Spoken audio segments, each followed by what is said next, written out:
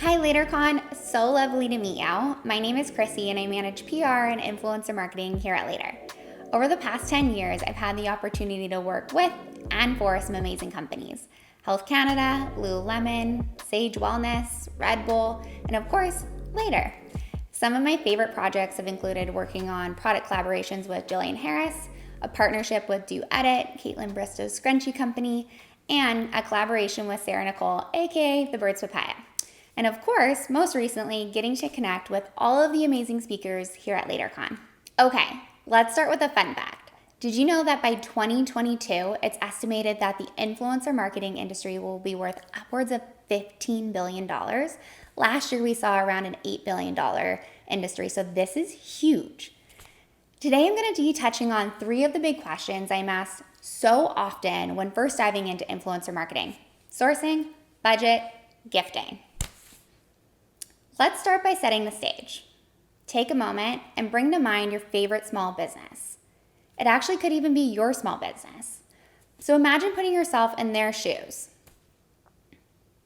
Now, this business has been operating for almost a year, and they boldly decided to implement influencer marketing as a growth tactic, a way to scale their community and potentially increase their revenue.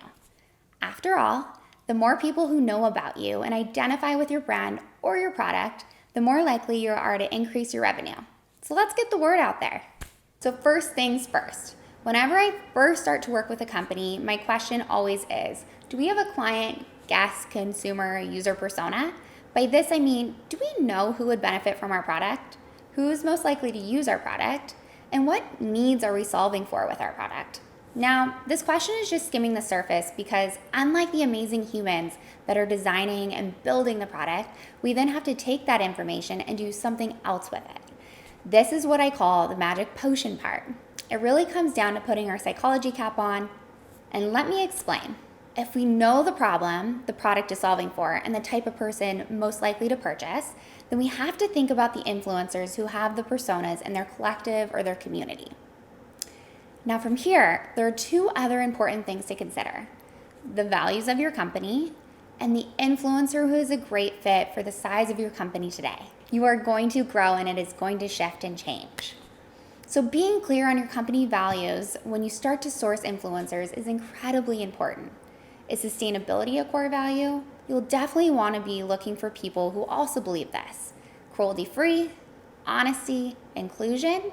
I would keep these core values close by and refer often when reading about, speaking to, or emailing with potential influencers. At the end of the day, influencers are an extension of your brand and vice versa.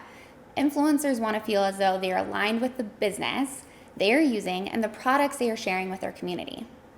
This is the key to building a genuine partnership that will not only be fun, but will work so well.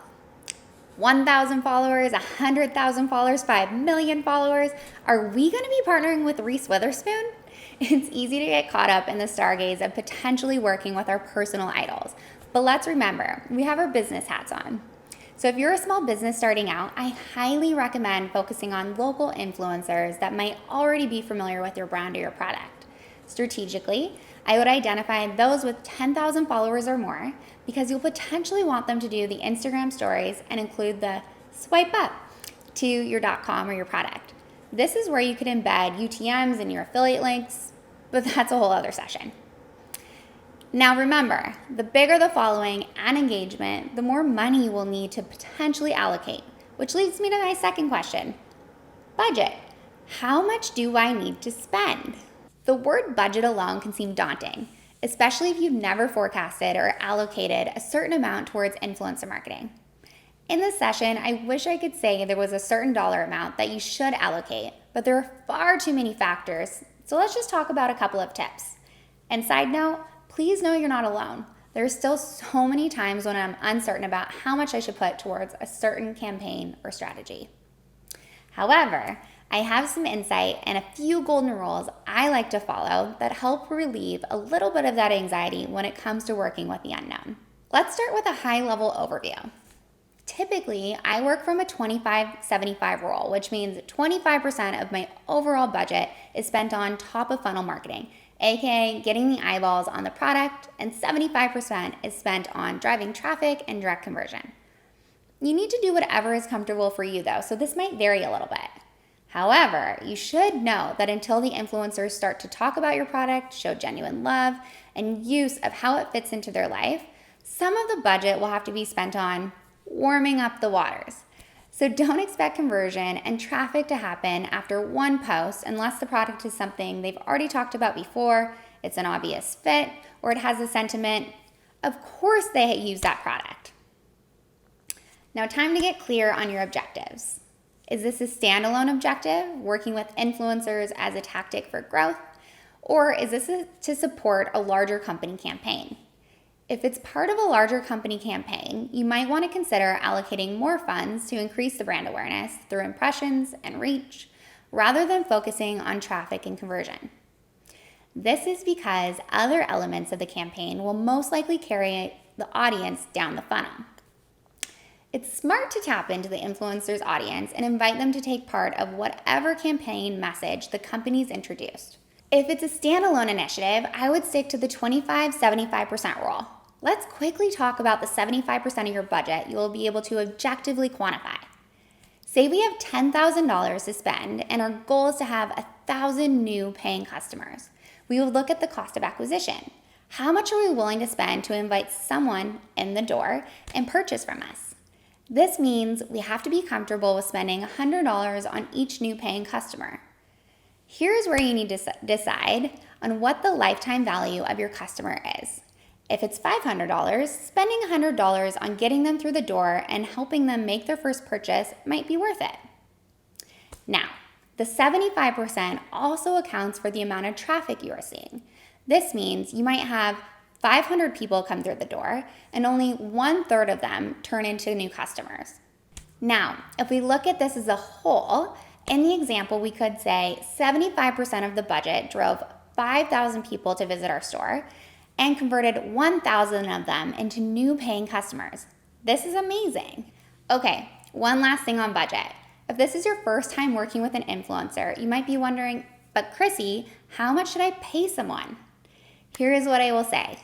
First, if you're serious about working with them, ask for their media kit and rate card. They should have this on hand and will be able to send it over to you. Second, I hate to break it to you, but there's no official calculator for how much you should pay an influencer for a project.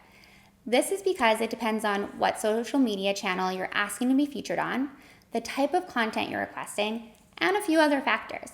Don't worry, I will share the top 4 factors with you in just a minute. But first, let me show you some quick math you can do when looking at outlining a reasonable budget.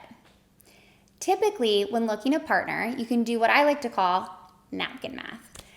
For every 1,000 followers they have, allocate $10. Here's an example for someone who has 10,000 followers. 10,000 divided by 1,000 equals 10. 10 times $10 equals 100. Now, this doesn't account for other factors, which I'm about to share with you. Here are 4 factors to consider when assessing a realistic budget. Number 1, follower count. How many followers do they have? The higher the follower count, the more you will pay because in return, your brand will have been exposed to more people. Number 2, engagement rate. This is calculated by adding likes and comments divided by followers. Now, this is crucial because the more they have an engaged community, the better it is for your brand because the more the community is actually listening. This takes hard work and time. Number 3, name, facial recognition, skills. Does the influencer have a recognizable name or face?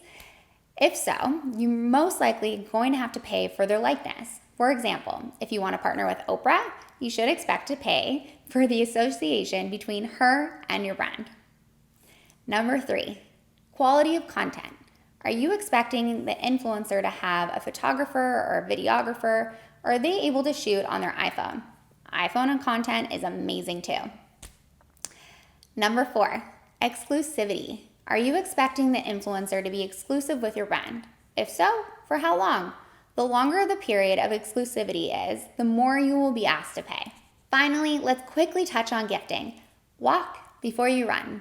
This is a phrase that I have written down in so many of my notebooks as my reminder when starting a new relationship. If we remind ourselves of the importance of truly understanding who will benefit from the product or service, the intention of gifting is simple. Here's the when and why of gifting in a few bullet points. Number 1, do your research. If you notice an influencer who would benefit from your product and you would love to introduce them to it, send them a friendly DM. Now here's the key, and listen closely. This is not the time for a sales pitch or a time to make the ask. Remember, the foundation of a great partnership is authenticity. Also, if they graciously decline, it's okay. I am personally happy to see this shift in conscious consumption.